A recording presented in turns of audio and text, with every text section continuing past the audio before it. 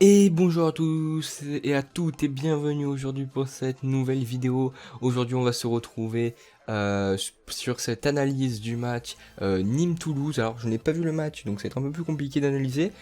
Heureusement Objectif Gare a fait un très bon sujet dessus. Je vais un peu vous résumer tout ce qu'ils ont dit. C'est parti pour le match.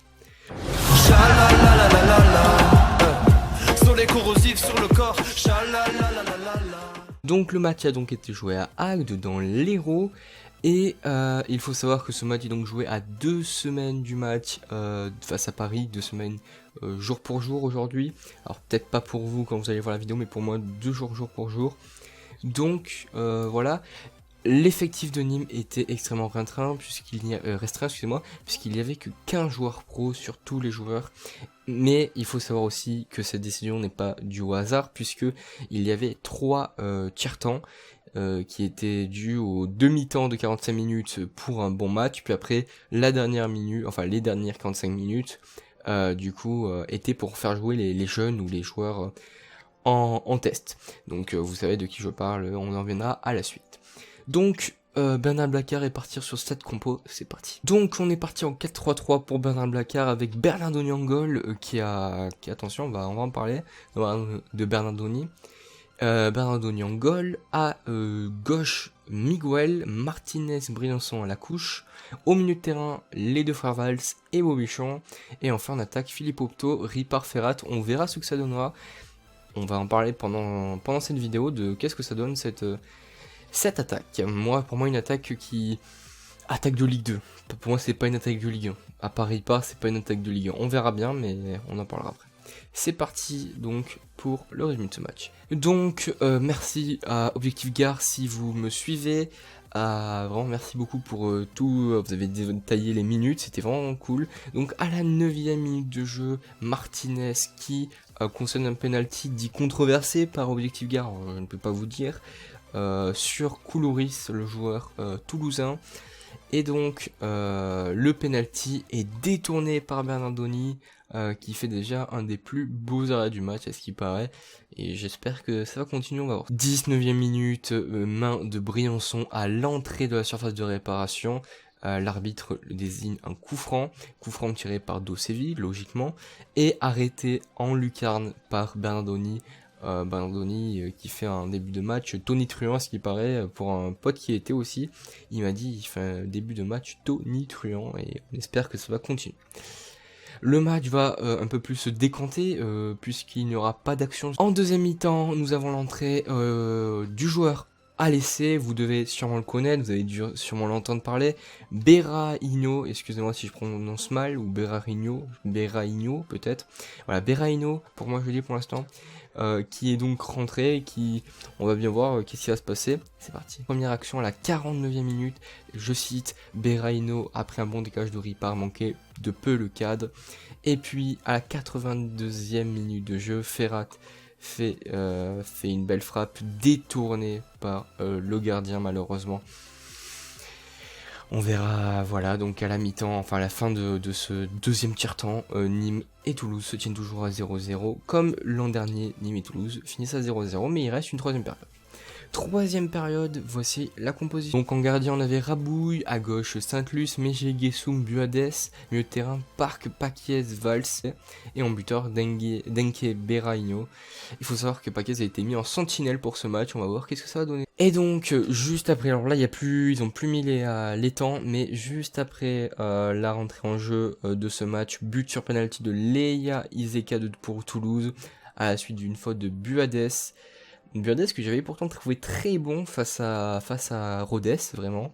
Très très bon, je suis un peu dégoûté, mais bon, on va bien voir ce qu'il va faire après. Donc but, ça fait 1-0 actuellement pour Toulouse, tout va mal. Ensuite, un coup franc de Parc, la jeune recrue. Alors si je dis pas de bêtises, je ne sais pas, je vous mettrai un petit écriteau. Je crois qu'il est lui aussi en essai, mais on a moins entendu parler.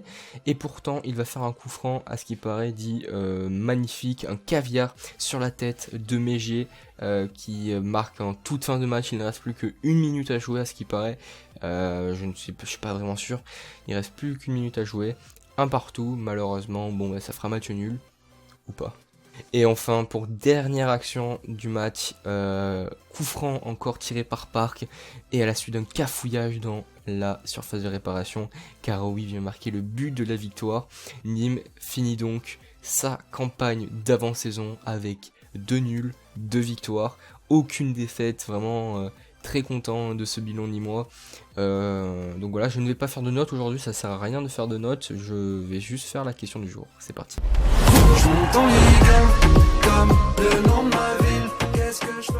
La question lors de la dernière vidéo était donc: est-ce que Nîmes peut jouer l'Europe? Alors, c'est une question auquel je vais un peu parler, un peu divaguer peut-être. Alors je n'ai fait aucune note, je parle vraiment à cœur comme ça, voilà. Donc pour moi, Nîmes pouvait. Attention, j'utilise bien le passé, excusez-moi. Nîmes pouvait jouer l'Europe. Pourquoi? Parce que Nîmes avait les capacités l'an dernier de jouer l'Europe. Avec l'équipe qu'on avait l'an dernier, pour moi, vu la cohésion qu'on avait, avec Bouanga, Ripard qui commençait à devenir un crack grâce aux deux ailiers Tube et à Bouanga, Savanier plus haut que sa forme, Ferry encore plus haut, mais Ferry, moi je le comptais pas, du coup, pour moi, même si on mettait un Val, ça passait. Et du coup... ensuite, on a eu cette défense incroyable qui a été remaniée de fou. Et enfin, le gardien. Pour moi, l'an dernier, on avait largement la capacité pour aller chercher l'Europe.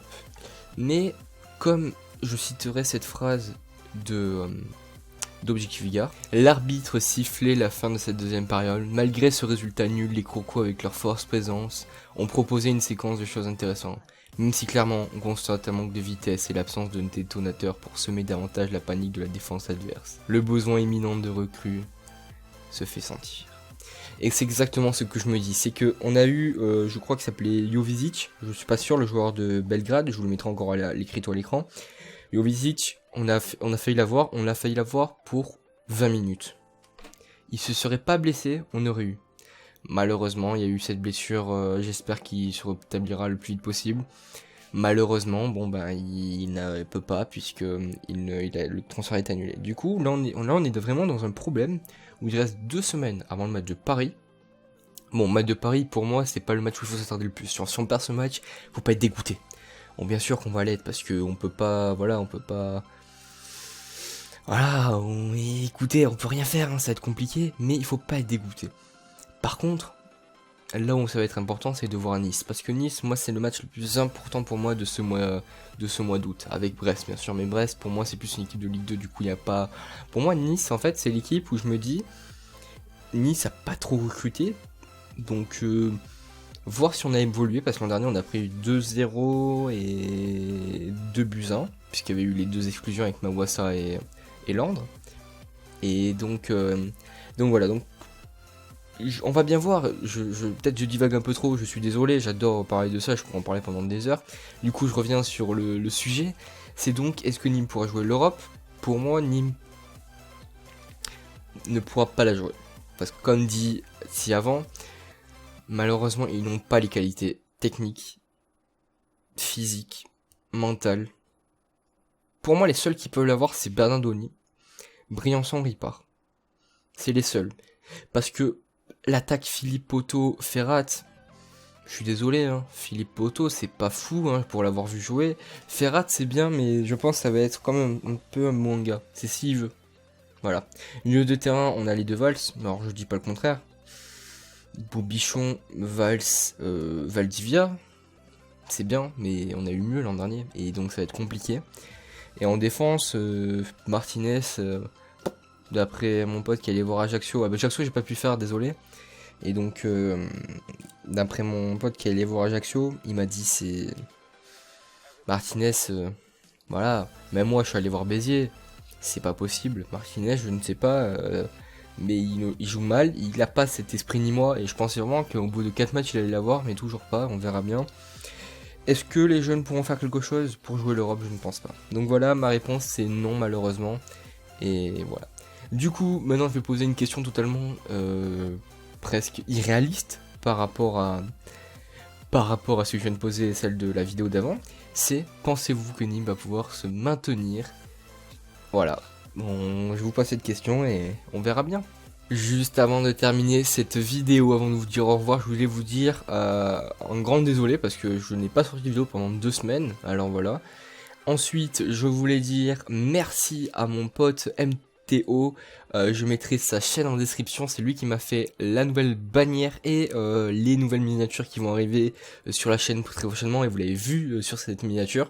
Vous me direz ce que vous en pensez en commentaire, merci beaucoup, pensez à vous abonner, ça fait vraiment plaisir, voilà, vous êtes un peu plus à regarder les vidéos, je suis vraiment content, et allez-y, pensez à vous abonner, et voilà, et je vous dis à la prochaine, ciao.